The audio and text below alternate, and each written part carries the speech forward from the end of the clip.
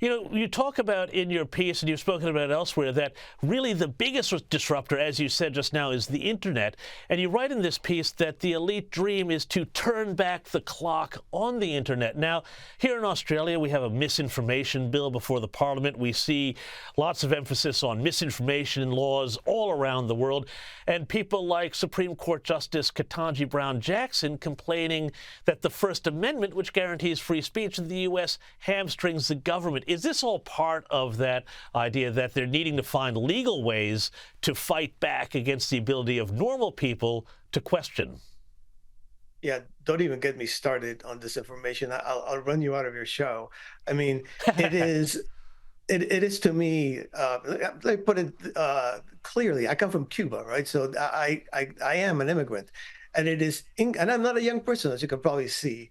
It is inconceivable to me that there are Supreme Court justices that feel that the First Amendment is some sort of 18th century old-fashioned obstacle to the government working smoothly, and that the government, which has tried again and again and is trying it even as we speak, to silence opposition online by essentially intimidating the great digital platforms into going along with their ideas.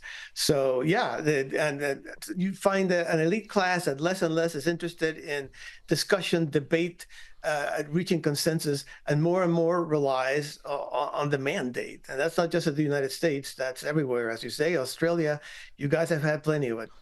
Yeah, and, one of the things that I also find really interesting here is that the elites for a long time have kind of thought that they had ownership over minority groups and their votes and were able to control them. But earlier in the program, we saw the extraordinary scenes from the Bronx, big Black Hispanic populations there, and thousands of people were lining up to cheer Donald Trump, and these are minority members who would have been told never to vote Republican. How much is the normie coalition breaking out of traditional kind of groups to actually cut across racial and class lines? Yeah, I think actually it's class more than anything else. If you look at many of the minorities in the United States, what we consider to be minorities, because of course, many groups that are affluent that get disqualified of being a minority. So you become a minority simply by being, below certain averages. And so they're people who are working class people. They have working class morality. They have basically very conservative tastes. They tend to be religious. Both Blacks and Hispanics tend to be way more religious than whites. So historically, they have been housed for really good reasons. I'm sure they believe in the Democratic Party.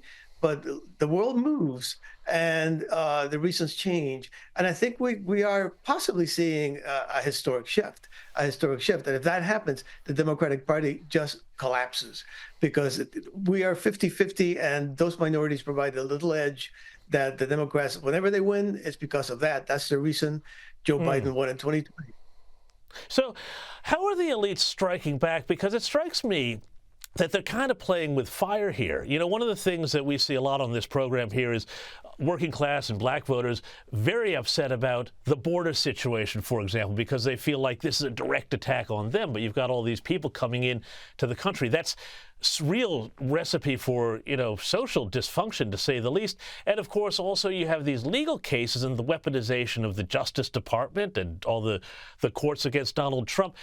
All of these things strike me as very dangerous games for the elites to be playing to try and hold power. What do you think? Where does this go? Yeah, that's a good question. I think the elites are desperate. I think is what I said before. You look them in the eye, and what you see is fear. They know they're behind the eight ball, as we say here in the States. They basically are in deep trouble, and they're very entitled. They believe that they should rule in perpetuity. They believe in something called our democracy. I love that phrase. Very possessive. So they are playing with fire. I think they are playing with fire. Where do we go from here? I never make predictions, but let me tell you, I have been here before as an old person, as I said before. Biden reminds me very much of Jimmy Carter. And what happened with Jimmy Carter was, it was a certain moment when the American people said, okay, not this guy. They had no judgment on who was running against them, or it was basically not this guy. This Yeah. election is not going to be about Donald Trump. The Democrats want it to be about Donald Trump. It's going to be about Biden. And if my gut instinct is right, not a prediction, just an instinct, he doesn't have a chance. Yeah, I think you're right. And I think the Jimmy Carter analogy really, really holds right down to the trouble we're having with Iran. It's amazing how history repeats itself. But finally, I just want to ask you one quick question, too. I'm really curious about how you write that the Israel and anti-Israel and anti-Semitic protests in the U.S. and elsewhere are kind of about seeing Jewish people as stand-ins for normies. What do you mean by that? How do these protests reflect this fight? Well, you have to understand who the protesters are, right? A lot of them are, there's a class that are very pro-Palestinian. The vast majority know nothing about Israel or Palestine. They basically come from the fever swamps of the identitarian and anti-capitalist left, and basically they see in the Jews, number one, they're the white occupiers and the white colonizers in Israel. But number two, to complete the stereotype, they are the swinish capitalists that run this evil system that they would like to destroy.